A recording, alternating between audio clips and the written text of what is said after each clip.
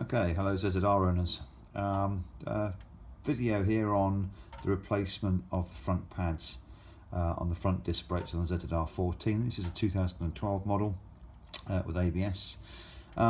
This isn't a step-by-step instruction, it's more of a basic overview of getting the job done, because doing it is really quite straightforward, but I did make a bit of a balls of it.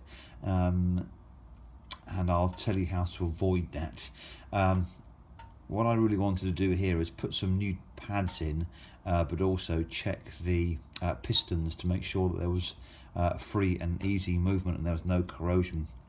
This isn't an old bike, it doesn't do many wet miles, so I wasn't expecting too many problems, but in doing the checking I messed it up a bit. But let me just give you a basic overview.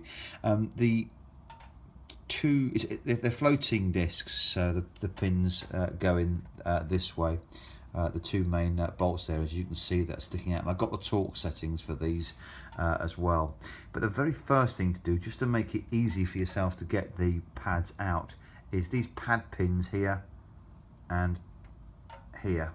These two rotate anti-clockwise. There's about 5 to 7 mil of thread on them.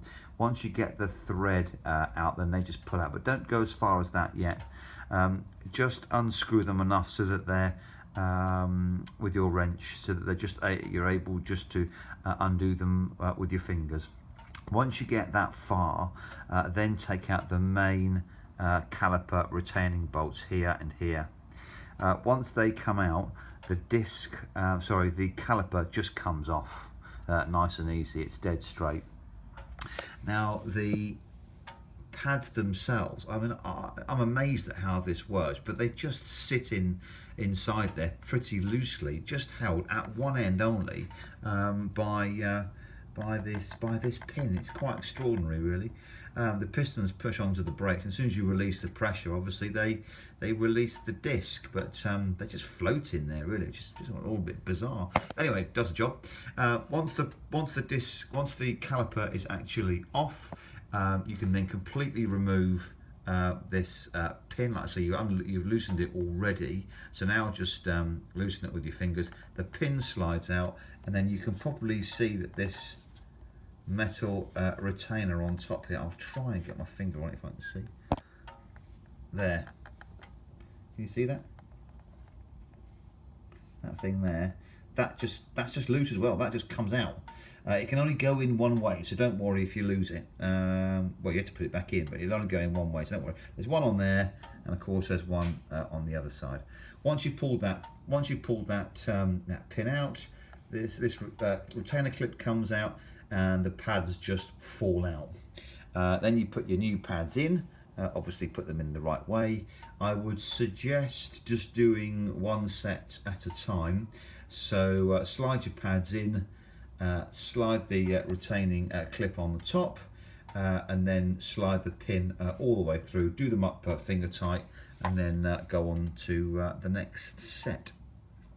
And then basically put the bolts, the main caliper bolts back in, and it's job done. Now, where I made the mistake is when I was just testing to see if there was any corrosion on the actual pistons inside. These things are only about the size of an egg cup, really, in diameter, and there's 4 pistons, and what you'll see when you squeeze the brake lever, the pistons come out, and provided that they come out okay, then everything's fine. And I just sort of cleaned up around the outside of them just to get rid of any corrosion, but there really wasn't any. They were perfectly fluid. I didn't really need to do it, but as usual I overdid it and pressed the brake lever too much, and one of the pistons popped out. That was not good. I had to put the piston back in, which was pretty straightforward in itself, but of course I squeezed a load of air back into the system. So when I put it all back together, I basically had no brakes at all. Nothing was working. I bled it through the nipple at the top here, but very little came out.